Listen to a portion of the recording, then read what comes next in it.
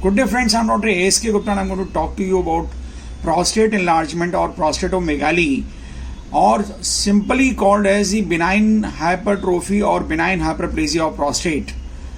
You can see that he is a patient around 60 years of age and he has been complaining of passing urine about 9 times in.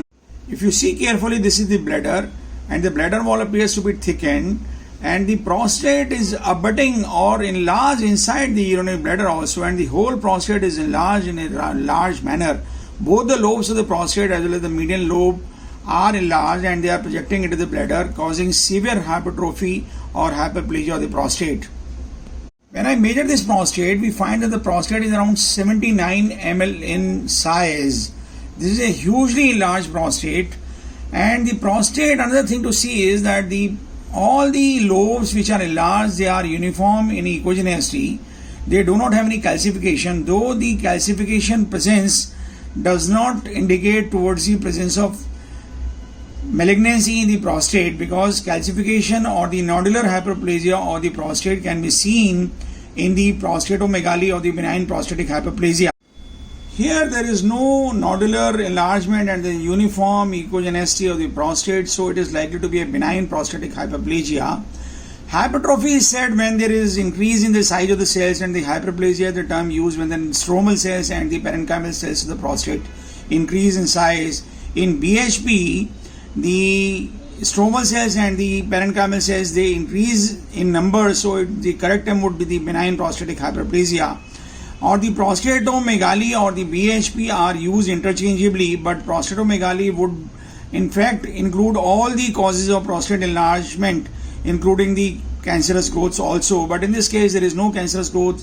The prostate is not taking extra color, it is a normal color phenomena. If you see carefully, you can find that the bladder wall is grossly thickened. The bladder also gets hypertrophied because the bladder has to push the urine against the prostatic pressure. So the bladder wall gets thickened. If you see carefully, even the mucosa inside the urinary bladder is thickened and irregular, giving rise to the cystitis or the obstructive uropathy. Back pressure changes are not limited to the bladder, but they are also transmitted to the kidneys, and this is the right kidney, and you can say there is moderately severe hydronephrosis. Even the ureter is also dilated, and if we see the other kidney, we find that the hydronephrosis and the hydroureter is present on both the sides, and this is called as the obstructive uropathy. However, in this patient, the kidney's cortical thickness is well maintained. Let us try to see what happens if the patient passes urine. This is the post-void examination of this patient after the patient has passed the urine, but the obstructive uropathy remains present. It means that this is significant obstructive uropathy. Whenever you come across any case of prostate enlargement, it is always pertinent to see the residual urine which remains in the bladder after passing the urine, and in this case we find that the post-void urine is 222 ml. In case the post-void urine is more than 50 ml, it is taken as significant. So this patient is having a prostate enlargement. He is having cystitis, the hypertrophy of the urinary bladder wall.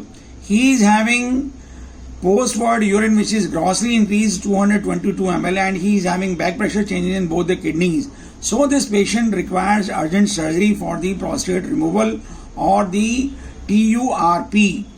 These patients, they can be managed early in the course of disease by the use of alpha blocker as prazosin or terazosin or other drugs. When the prostate volume is high, these patients, they might require alpha reductase inhibitors like finasteride or dutasteride. But because this patient is having a huge prostate enlargement, he is the fit candidate to go for the surgery by TURP method or by open prostate removal. This is a large prostate, usually not seen in most of the patients, because most of the patients will go for the surgery early in the course of disease. Secondly, important thing is that the prostate enlargement may not always correlate with the symptoms, and the symptoms may start appearing even before the prostate becomes visibly enlarged on the ultrasound examination. I hope we have been able to demonstrate a good case of prostate enlargement. In case you like our videos, please share the video among large number of our friends. Do not forget to press the like button. Thank you very much.